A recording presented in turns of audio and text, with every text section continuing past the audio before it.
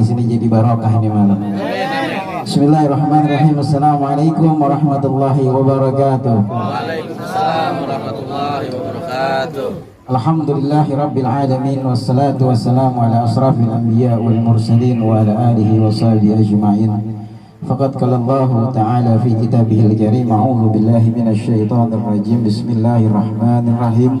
Ya ayyuhalladzina amanu ittaqullaha haqqa tuqatih wa la tamutunna illa wa antum muslimun.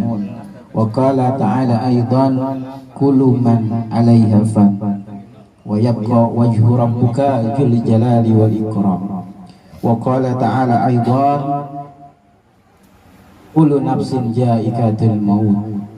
Wa qala nabiyyuna Muhammadin sallallahu alaihi wasallam Allahumma shalli wa sallim wa barik kafa bil mauti wa izah. Sadaqallah wa sadaqa Rasulullah sallallahu alaihi wasallam. Aiba'il kiram yang kita muliakan, tentunya segenap para asatizah, para guru, khusus bil khusus guru kita, pendidik kita, murabbi kita, al-mursyidul kamil, da'i ilallah, fadilatul ustadz al-hajj Bapak Kiai Haji Muhammad Bahagia. Teriring doa semoga sehat afiah, panjang umur, diberikan keberkahan hidup dunia akhirat, dan kita semuanya nanti dapat berkah dari beliau baik di dunia sampai di akhirat. Orang tua kami Al-Mukarram Bapak Ustadz Asbunawi dan juga Al-Mukarram Abang Mustafa selaku tuan rumah. Alhamdulillah di luar saya lihat ada Bapak RW Robi. Terakhir saya kesini beliau nengok beliau ya di rumahnya itu. Alhamdulillah seperti kondisinya sudah jauh lebih baik. Kita doakan ya Allah yang umur buat Pak RW diberikan keberkahan hidup dunia akhirat. Amin. Sedikit aja, karena malam hari ini saya harus mohon izin Kiai melanjutkan tablik akbar di daerah Cinere bersama Al Habib Abdullah bin Ja'far Segaf. Cuma karena udah kadung cinta kalau orang Betawi bilang kan ya, udah kadung cinta, kalau orang kemandoran yang manggil nggak bisa nolak deh pokoknya. Apalagi kalau udah bawa nama Cing Wiwi, waduh repot kita kualat ya. Jadi kemarin begitu kabar saya bilang insya Allah tanggal 28 saya sempetin. Lalu tujuan utamanya saya pilih baru ini saya ke sana. Ini hilang-hilangan nih kayaknya nih. Bapak-bapak semuanya, ini kali pertama saya datang ke pengajian keliling kemandoran ini, majelis taklim taubatan. Udah dengar ceritanya, Cing Wiwi sering cerita kalau ini pengajian udah mulai berjalan tiap-tiap malam Jumat, bahkan ada juga pengajian zikir manakib di tempat beliau setiap malam apa gitu? Malam Rabu, zikir manakib Tuan Syekh Abdul Qadir Al-Jailani radhiyallahu taala wa arda, masya Allah. Dan ini saya lihat jamaahnya banyak. Nih kalau pengajian bawa bapak seperti ini banyak setiap malam Jumat keliling, rasa-rasanya yang muda harus malu ini ngeliat bawa bapak begini, betul? Remaja-remaja harus kesenggol ini hati nuraninya ini. Bapaknya getol ngaji, kalau bulanan saya diundang pengajian ibu-ibu di musola Zam-Zam dan lain sebagainya, yang remajanya ayo nongol dong. Ada remajanya kampung ini? Banyak. Masa ini malah bawa bapaknya yang pada ngaji ini, masya Allah. Insya Allah ntar pemudanya nggak lama lagi nyusul. Tadi sebelum kesini saya mampir ziarah dulu ke makam guru saya Al Habib Muhammad Faiz bin Soleh Al-Otos di Karet Bifa. Karena saya yang ngajak saya masuk diantaranya juga pertama beliau ngajar di sini. Tadi Bang Mustafa di jalan telepon saya, bilang katanya Ustadz ceramahnya jangan lama-lama, kambing guling udah disiapin katanya gitu. Lah saya bilang kalau begitu saya ceramah jangan lama-lama, kalau kelamaan kambing gulingnya kabur ntar gitu ya. Cuman tadi saya bilang Bang Mustafa, karena malam ini saya harus melanjut ke guru saya Habib Abdullah bin Ja'far, kambing gulingnya masukin mobil aja deh ya. Bapak-bapak sedikit aja, ini pengajian masya Allah. Malamnya malam Jumat, waktu yang sangat dimuliakan oleh baginda Nabi Muhammad. Bahkan ada satu hadis khusus yang pernah saya sampaikan juga kalau nggak salah di kampung ini, tentang keistimewaan malam Jumat dan hari Jumat. Di antaranya ada permintaan khusus dari baginda Nabi malam Jumat dan di hari Jumat kita lebih banyak lagi sholawat sama baginda Nabi. Belum lagi kalau ini malam Jumat, kita isi dengan menghidupkan malam Jumat dengan cara hadir di pengajian. Orang yang duduk di pengajian, Masya Allah, dalam kitab Tanbihul Ghafilin dijelaskan keutamaan daripada orang yang datang ke pengajian. Diantaranya satu, dia melangkah dari rumah ke tempat pengajian, satu langkah itu sebagai penghapus dosa buat orang tersebut. Amin. Satu langkah lagi kaki yang lainnya sebagai pengangkat derajat dari Allah Ta'ala. Amin. Makanya orang yang senang duduk di pengajian, lambat laun dia akan jadi orang pintar, jadi orang berilmu. Kalau sudah berilmu, Allah angkat derajatnya di tengah-tengah masyarakat. Memang janji Allah itu, orang yang berilmu akan Allah berikan derajat yang berbeda dengan orang-orang yang tidak berilmu. Orang berilmu Allah berikan derajat tinggi di antara orang-orang yang lain. Caranya bagaimana? Duduk di pengajian. Ya Alhamdulillah, udah cakep. Yang selanjutnya Bapak Ibu, Bang Mustafa bilang ini sekalian haul dia punya orang tua. Saya begitu ngedengar kalimat pengajian dirangkum dengan haul, saya nggak pakai banyak ngomong. Saya sempetin datang ke Tampang Balmus. Kenapa? Melihat ada kalimat haul orang tuanya. Ada birrul walidain ini di dalamnya. Bakti kepada orang tua. Orang resep hidup mencari keberkahan cuman dua. Punten bapak-bapak, bukan saya ngajarin, saya cuman ngingetin. Kalau buat ngajarin mah rasanya nggak pantas ini, yang ngomong masih muda banget. Sementara yang mendengarkan ini ibarat ngajarin apa nih? Ngajarin ikan berenang kalau begini namanya. Pengalaman dan ilmu saya yakin bahwa bapak di sini yang datang semua lebih jauh di atas saya. Saya cuma ngingetin, boleh saya ngingetin? Dua kata ulama yang bisa meraih keberkahan hidup di dunia. Yang pertama, khidmatul walad ilal walidain. Baktinya seorang anak kepada orang tuanya. Orang kalau mau dapat keberkahan hidup, baik di dunia maupun di akhirat, nggak bisa dia lewatin kejayaan kesuksesan hidup kalau nggak mau bakti sama orang tua. Khidmatul walad ilal walidain. Baktinya anak kepada orang tua. Ilmu boleh tinggi, pangkat boleh tinggi, jabatan boleh tinggi, harta boleh banyak, tapi bang, coba-coba bang, ente berani kurang ajar sama ibu bapak, nggak ada keberkahan hidup. Melarat semelarat-melaratnya ente. Betul? Betul? Nah ini yang bicara agama, yang kasih kabar Nabi Muhammad, yang kasih penyeru para ulama. Orang kalau nggak mau bakti, nggak mau takzim sama orang tua, jangan harap mendapatkan keberkahan, apalagi kebahagiaan hidup dari dunia sampai sehingga mafhum muhalafahnya, lawan katanya, ulama ngajarin kalau kita ngelihat ada orang hidupnya kayaknya susah terus. Kalau orang Betawi bilang keblangsak terus itu hidup. Usaha apaan aja kagak pernah ada suksesnya. Dagang ini bangkrut, dagang itu bangkrut, usaha ini gagal, usaha itu gagal. Kata ulama, jangan kemana-mana dulu. Kalau begitu, tengok dulu di rumah masih ada ibu sama bapak apa kagak. Kalau ibu bapaknya masih ada, tanyakan ke ibu bapaknya, saya punya salah, punya dosa apa enggak sama emak sama bapak. Kata ulama begitu tuh. Kalau punya salah kepada ibu, punya salah sama bapak, tergores hati orang tua karena ucapan dan perbuatan kita, maka jangan harap mencari kebahagiaan. Betul? Ente mau datang ziarah makam para wali manapun, dari mulai timur sampai barat, hatta kita yakin kalau ini makam bisa memberikan keberkahan, kita ziarah di makam wali nih.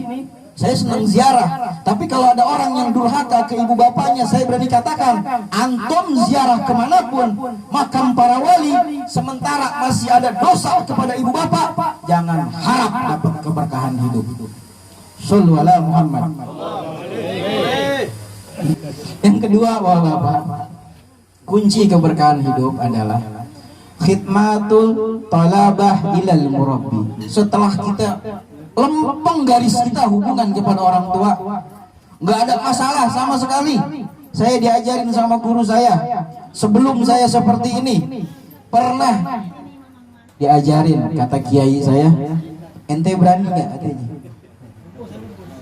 supaya keberkahan hidup itu lebih terbuka dari Allah Ta'ala, ente berani nggak katanya, dudukin orang tua, wabil khusus ibu, cuci kakinya, minta ridhonya, minta maaf sama ibu, minta ridho, kalau berani minum air cucian kaki ibunya, tapi ibunya udah bersih kakinya bang, jangan baru pulang dari pasar Pondok Labu langsung dicuci kakinya merah banget gitu ya kan. Saya bilang sama kiai saya, bisa insya Allah. Kecil, remaja waktu itu kan, masih remaja, saya bilang kecil timbang nyuci kaki emak. Tapi begitu kita praktekin Pak, ya Allah, air mata tuh. Saya zaman remaja nggak pernah nangis jadi anak laki-laki, pantang anak laki nangis, betul. Apalagi mainnya sama Cing Wiwit, silatnya silat cingkrik komandoran. Masa punya cingkrik kita nangis, kan malu. Tapi di depan emak saya, begitu saya basuh kaki emak saya, minta maaf, minta redo sama emak, air mata keluar deras. Tapi satu ucapan dari emak saya yang bikin saya girang. Kata emak saya begini, udah bang, mamah udah redoin abang, udah maafin semua kesalahan abang zaman remaja nakal. Masya Allah. Ikan kalau Ustadz kalau mudanya nggak nakal nggak seru kayaknya kiai, betul ya? Biar puas dulu zaman remaja nakal supaya jadi ustadznya kagak nakal nantinya, begitu. Kan malu kalau udah dipanggil ustadz masih nakal, betul? Malu panggil ustadz masih nakal, dipanggil ustadz karena kolornya masih kemana-mana. Malu, nggak boleh kayak begitu. Makanya nggak apa-apa kalau calon-calon ustadz masih remaja nakal-nakal dulu, nggak apa-apa, supaya kenapa gedenya nggak nakal lagi jadinya, betul? Nah begitu kan, malu kalau dipanggil ustadz, di pos kamling masih main remi. Di sini mah kagak ada yang gitu, ada yang begitu diserempong sama Cing Wiwi, ya enggak? Selalu ala Muhammad. Yang kedua tuh, kalau kita mau dapat keberkahan hidup, bakti kita sama guru. Khidmatu tolabah ilal murabbi. Di sini kita dididik tiap malam Jumat sama Kiai Muhammad. Malam Rabu dengan zikir manakib beliau. Insya Allah sanad ilmu beliau musalsal, tersambung sampai kepada gurunya sampai kepada baginda Nabi Muhammad. Cuman syaratnya punten. Ini kan murid zaman sekarang, jamaah zaman sekarang nggak kayak zaman dulu. Saya sampein belak-belakan aja boleh ya? Ya kalau ilmu memang pedas bener dah. Tapi kata Imam Ghazali, ketika ilmu disampaikan dengan kepedesannya, lalu ada rasa hati kesenggol, nah berarti itu hidayah nyampe tuh ke hati itu. Gitu. Nggak apa-apa kalau pedas dikit. Nggak apa-apa. Cuman akhir zaman, maaf nih, kalau dulu umumnya orang ngaji, sekarang kebalik cimewek. Guru nungguin. Zaman dulu kita mau ngaji belum diajarin, suruh nimba, betul? Kadang-kadang udah nimba, selesai nimba suruh nyari kayu bakar. Kalau enggak ngasih empanan ayamnya guru, kalau enggak masuk kandang ayamnya guru. Belum suruh ngaji juga tuh, belum. Tapi orang-orang dulu tetap aja dia ikhlas redo jalanin apa yang guru perintah. Kalau orang zaman sekarang ngaji tinggal datang, karpet udah ada yang gelarin panitia, aqua udah ada yang mikirin para pengurusnya, makanan udah dikirimin sama pengurus-pengurusnya, guru juga udah nungguin dari tadi, nunggu di WA dulu, ayo udah kumpul nih, pada di mana? Ada nggak yang begitu? Ada yang begitu? Di grup udah diinfoin tanggal sekian, hari sekian, jam sekian di rumah si Anu kita baca maulid ini dengan guru kita, bla bla bla bla bla bla bla. Udah hari hanya nih, udah jatuh hari hanya. Pengurusnya udah datang, kiainya udah datang, tuan rumahnya matanya udah panjang banget ngeliatin jalanan. Pada kemana? Ini jamaah belum ada yang datang gitu kan? Yang jamaah yang mau datang entar-entaran. Begitu bininya di rumah nanya, bapak nggak jalan pengajian malam Jumat? Entar paling juga kiainya baru baca tahlil. Loh paling. Loh kira-kira begitu. Lah kagak nanti kayak kalau di sini tidak cing di sini mah. Di sini orangnya soleh semua cing. Amin ya Allah. Dari mukanya muka ahli surga semua ya. Amin ya Allah. Terakhir sebagai penutup. Ini kayaknya mukanya lapar banget makannya. Aneh ngomong makannya kayaknya dari muka kalau lapar, kata Imam Syafi'i kalau orang lapar jangan aja ngomong. Nggak kena ilmu nggak masuk kata Imam Syafi'i. Atau kita ambil sesi aja kali ya, biar makan dulu kali gitu, enak ya. Enggak apa-apa, terusin. Bapak-bapak, yang terakhir dari saya, di akhir zaman itu nanti orang yang mau duduk di pengajian seperti ini semakin hari semakin langka, bapak-bapak. Boleh percaya, boleh kagak yang saya sampaikan malam hari ini. Nanti orang itu bakalan banyak mikir untung ruginya. Kira-kira kalau gua datang ngaji, untungnya apa? Datang ke situ. Dibanding kalau gua kerja, atau kalau gua nerusin buka warung, atau kalau gua nerusin buka toko gua, usaha gua, kira-kira lebih untungan mana? Nanti di akhir zaman orang bakal banyak yang seperti itu, terkecoh dengan seperti itu. Sehingga logikanya berpikir, oh kayaknya kalau datang ngaji doang mah cuma timbang baca yasin, baca maulid, terus dengerin ceramah, malam Jumat besok juga masih bisa. Sekarang warung lagi rame-ramenya, toko lagi rame-ramenya, kerjaan lagi rame-ramenya, entar aja dah. Nanti di akhir zaman makin banyak nih orang yang begini nih. Makanya kata Rasulullah Shallallahu Alaihi Wasallam, dijelaskan oleh Al Habib Abdullah bin Alwi Al Haddad di dalam kitab beliau Ar-Risalatul Muzakarah. Kata Habib Abdullah, setiap umat para nabi-nabi terdahulu punya godaan masing-masing. Umat Nabi Musa Allah kasih godaan sendiri. Umat Nabi Ibrahim Allah kasih godaan sendiri. Umat Nabi Isa Allah kasih godaan sendiri. Lalu umat Nabi Muhammad Shallallahu Alaihi Wasallam juga punya godaan sendiri. Habib Abdullah menjelaskan apa godaan yang paling berat buat umat Nabi Muhammad. Kata Habib Abdullah bin Alwi Al-Haddad, godaan yang paling berat untuk umat Nabi Muhammad adalah tahta dan harta. Shallallahu alaihi Muhammad. Coba udah baikin sarung, baju koko, kopiah udah rapi, tiba-tiba ada orang ngajakin objekan depan mata, duitnya gede. Pilih mana? Jawab jujur, jangan pakai mentang-mentang lagi di depan Ustadz. Jawab pilih mana kira-kira? Duit, beda urusannya nih. Duit, ya kan? Tiba-tiba WA cing wewi, cing, aneh absen dulu dah ya malam ini. Betul nggak? Betul nggak? Betul nggak? Nah, Habib Abdullah nyampein itu sudah beberapa tahun yang lalu dalam kitabnya. Godaan yang paling berat umat Nabi Muhammad adalah harta. Bukan nggak boleh nyari harta, boleh nyari harta, tapi harus punya prinsip. Kalau waktunya kita mau ibadah sama Allah Ta'ala, urusan lempengan harta sampingin dulu. Setuju? Wah, gua udah pakai baju koko, udah pakai peci, pakai kain sarung. Hati gua niat tadi karena Allah udah mau ngaji. Masa cuman timbang Allah uji segini doang gua goyang? Kan begitu. Harus ada rasa malu sama Allah. Kalau kata Habib Abdullah bin Alwi Al-Haddad, kita ini hidup bukan sebagai kedebong pisang. Tubuh kita ini bukan kedebong pisang yang cuman terbentuk loh jasadnya aja, johirnya doang. Hati kita harus main. Kita Islam ini sudah berapa tahun? Kita beriman sama Allah sudah berapa tahun?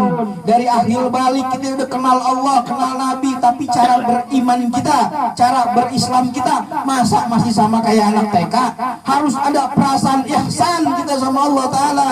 Seakan-akan kita dilihat, dipantau sama Allah. Karena memang Allah maha melihat kita dan maha memantau kita. Jangan sampai berani nyampingin Allah buat urusan selain Allah. Itu cara beriman yang benar. Jangan sampai kita berani nyampingin Allah karena urusan selain Allah. Kalau kita berani nyampingin Allah karena urusan selain Allah, jangan salahkan Allah. Kalau nanti Allah juga nggak menghargai keberadaan kita. Loh, bagaimana caranya? Emang ada hamba Allah yang dianggap nggak berharga lagi sama Allah? Ada. Sebagai penutup, Allah ketika masih merasa hambanya itu berharga buat Allah. Ini kata penutup saya, mohon dijadikan kesimpulan daripada apa yang saya sampaikan ini. Karena ini saya dapat mengutip dari salah satu kitab yang sangat luar biasa. Allah ketika masih merasa hamba tersebut berharga untuk Allah, Allah jadikan setiap aktivitasnya itu mengandung kebaikan dan ridho dari Allah Ta'ala.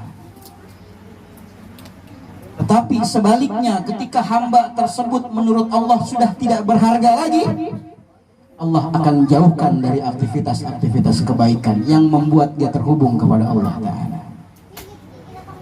Kalau Allah masih ngegiring kita bisa sholat berjamaah ke masjid, ke musola, datang di pengajian, berbuat baik, itu tandanya Allah masih menghargai kita sebagai hambanya. Kita masih dianggap sama Allah sebagai hamba yang berharga, yang layak diselamatin sama Allah dari yang harusnya masuk neraka jadi masuk dalam surga. Makanya kita digiring, dibikin gampang kaki kita datang ke pengajian, dibikin resep kita dengan kebaikan. Tapi sebaliknya kalau kaki kita udah berat datang ke tempat-tempat yang baik, lisan kita udah mulai nggak mau berzikir, bersolawat dan memuji Allah dan Nabi, itu harus introspeksi diri, kata Tuan Syekh Abdul Qadir Al-Jailani radhiyallahu taala warḍa. Bisa jadi Allah yang sudah nggak menghargai kita lagi sebagai hambanya. Masya Allah. Wal na'udzubillah min. Berarti kalau begitu kita udah nggak dianggap penting sama Allah. Kalau bahasa orang tua kita, orang Betawi, bodoh amat. Lu mau jungkir balik kek, lu mau bagaimana kek, bodoh amat. Kalau Allah udah kayak begitu sama kita, kira-kira bagaimana? Kita udah nggak dipeduliin lagi, terserah. Mau taat boleh, mau tidak boleh. Ada siapa Bang Mas?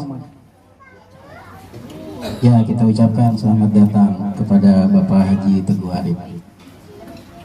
Terusnya nih. Lanjut. Sedikit lagi ya. Dan nanti setelah ini saya mohon izin ya untuk langsung pamit ya Bapak-bapak sekalian. Jadi ketika Allah masih merasa kita ini berharga untuknya, kita akan digiring ke tempat-tempat yang baik menurut Allah Ta'ala. Tapi kalau Allah sudah tidak merasa kita sebagai hamba yang berharga lagi, Allah biarin, Allah kasih istijrat. Apa itu istijrat? Semakin dia jauh dari Allah, semakin dikasih banyak kesuksesan hidupnya. Oh, makin ninggalin sholat makin kaya. Oh, makin gak ngerjain kebaikan makin banyak untung bisnisnya, dagangnya dan lain sebagainya. Kalau ada orang yang demikian, jangan girang dulu Bapak Ibu, jangan. Bisa jadi itu masuk dalam istijrat yang Allah Ta'ala berikan, yang Allah ulur ini orang. Semakin dikasih banyak kebahagiaan, dia makin jauh dari Allah. Terus. Dan biasanya kalau yang demikian, nanti akhir hayat orang tersebut wafat dalam keadaan tidak baik. Wal na'udzubillah min. Kalau kita sebaliknya, kita minta, kita pengen jadi orang, sisa hidup kita ini mungkin gak lama, betul? Hidup itu kan antara kapan dan kain kafan. Antara kapan dan kain kafan. Dua itu. Kapan kita nggak pernah tahu. Kemarin saya punya paman, ba'da maghrib masih gendong saya punya anak. Jam 2 malam tidur, meninggal dunia, subuh dibangunin, nggak bangun lagi. Ba'da maghribnya masih ke rumah gendong saya punya anak. Itu orang meninggal. Kullu nafsin ja'iqatul maut. Emang kita tahu Allah yang kasih kabar setiap yang bernyawa pasti meninggal. Bahkan ajal kalau udah datang itu nggak nunggu dia harus tua, nggak nunggu rambutnya udah harus ubanan semua, nggak nunggu harus ininya tercapai, itunya tercapai, nggak nunggu dulu. Makanya mumpung kita masih diberi kesempatan, ada media majelis taklim seperti ini, ramaikan, bantu perjuangan guru kita, datang dengan harapan syukur-syukur kita meninggal dalam keadaan lagi beribadah kepada Allah. Cakep kalau gitu, meninggal lagi sujud, kan enak. Orang meninggal itu kan nanti dia meninggalnya lagi ngapain di alam barzah, nanti dibangkitannya juga sesuai dengan dia meninggalnya Bapak. Ini ulama mengatakan orang meninggal lagi sujud, nanti ketika di alam barzah, di alam mahsyar dibangkitkan sama Allah Ta'ala, maka dia dibangkit dalam kondisi sedang sujud pula Bapak. Kalau dia kondisinya sedang haji atau umroh, meninggal dunia, nanti di padang mahsyar dibangkitkan lagi bertalbiyah. Karena orang meninggal bangkit di padang mahsyar sesuai dengan kondisi meninggalnya. Lo meninggal, maaf, lagi nyawer dangdut gitu misalkan, lagi joget, lagi dangdutan, tiba-tiba meninggal, kebayang nggak tuh ya, lagi di padang mahsyar dibangkitin sama malaikat dalam kondisi lagi ngapain? Lagi lagi joget juga, dihantam lagi sama malaikat katanya kan. Masya Allah, na'udzubillah min zalik. Dan sebagai penutup Bapak,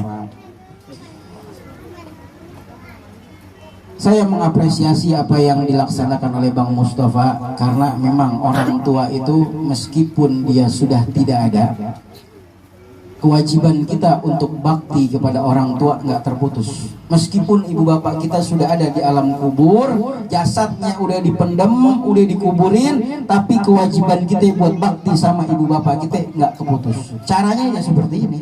Kalau dia sudah meninggal dunia, bikinin haulnya, kirimin dan lain sebagainya. Jangan sampai wal na'udzubillah min zalik. Jangan sampai lempengan warisan, lempengan harta, berebut paling doyan, mau kebagian paling gede jatahnya, tapi begitu ibu bapaknya udah kagak ada, boro-boro bikinin hall, sholat 5 waktu aja abis salam dia ngirimin Fatihah buat ibu bapaknya. Kalau yang begini kata Imam Ibnu Qayyim rahimahullahu ta'ala, hati-hati kalau ada orang yang seperti ini. Kalau ada yang seperti ini, ibu bapak meninggal dunia, warisannya diambil, rumahnya ditempatin, tanahnya dikuasain, tapi nggak pernah ingat sama ibu bapaknya. Hati-hati orang yang seperti ini. Kenapa? Karena kata Ibnu Qayyim, mereka ahlu barzah juga bisa ngedoain kita yang masih hidup di dunia. Didoain, kalau doanya lempengan yang enak-enak, yang baik-baik kan kita senang, betul nggak? Kayak gini nih, Bang Mus bikin acara haul, harus diyakinin bapaknya dari alam barzah ngedoain dia dengan keluarga-keluarga yang lain. Ya Allah, malam ini saya dikirimin hadiah pahala dari anak saya di dunia. Dia doa sama Allah, ya Allah berkahin hidup anak saya di dunia. Kata si ahli barzah, ya Allah jadiin nanti akhir hayat anak-anak saya husnul khotimah. Tuh kata si ahli barzah. Tapi kalau seandainya kita cuman harta yang kita makan dari ibu bapak kita, warisan yang kita simpan dari ibu bapak kita, sementara kita nggak pernah ingat dengan ibu bapak, itu ahli barzah juga ngedoain kita dari sono. Apa doanya yang digambarkan oleh Imam Ibnu Qayyim dalam kitab Ar-Ruh beliau? Kata Imam Ibnu Qayyim, itu ahli barzah akan berkata, enak kamu masih hidup di dunia. Rumah saya kamu tempatin, sawah saya kamu pakai, kontrakan saya kamu ambil untuk hidup bulanan kamu, tapi kamu nggak pernah ngirimin kebaikan untuk saya. Nanti kamu akan punya anak cucu yang jauh lebih berbahaya daripada kamu. Masya Allah. Jadi jangan salah kalau nanti kita durhaka sama ibu bapak, Allah kasih lagi anak cucu yang durhaka. Nah, sebagai penutup kita baca suratul Fatihah. Mudah-mudahan sahibul haul almarhum bapak siapa namanya Bang? Muhammad Yusuf bin Khalid, kita doakan di alam barzahnya ditinggikan derajatnya oleh Allah Ta'ala, dijadikan kuburnya raudhah min riyadil jannah. Dan Bang Mustafa serta keluarga-keluarganya yang mengadakan acara haul sekaligus pengajian malam hari ini, semoga apa-apa yang dikeluarkan rezekinya Allah Ta'ala balas dengan berlipat-lipat ganda. Allah panjangkan umurnya, Allah sehatkan badannya. Juga khusus untuk pengajian kita ini, Majelis Taklim Keliling Kemandoran ini di bawah asuhan Kiai Haji Muhammad dan juga Bapak Ustadz Asbunawi, semoga pengajian ini selalu diberkahi oleh Allah Ta'ala, bisa berjalan seterusnya pengajian ini, semakin bertambah jamaahnya, semakin barokah perkumpulannya. Wa nas'alukal barakah wal karamah bisyafa'ati nabiyika Muhammadin sallallahu alaihi wasallam. Sya'ulillahi lahumul Fatihah. Alhamdulillahi rabbil alamin arrahmanir rahim maliki yaumiddin iyyaka na'budu wa iyyaka nasta'in ihdinas siratal ladzina an'amta 'alaihim ghairil maghdubi 'alaihim waladdallin. Kurang lebihnya saya mohon maaf. Akhir kalam wabillahi taufiq wal hidayah. Wassalamualaikum warahmatullahi wabarakatuh.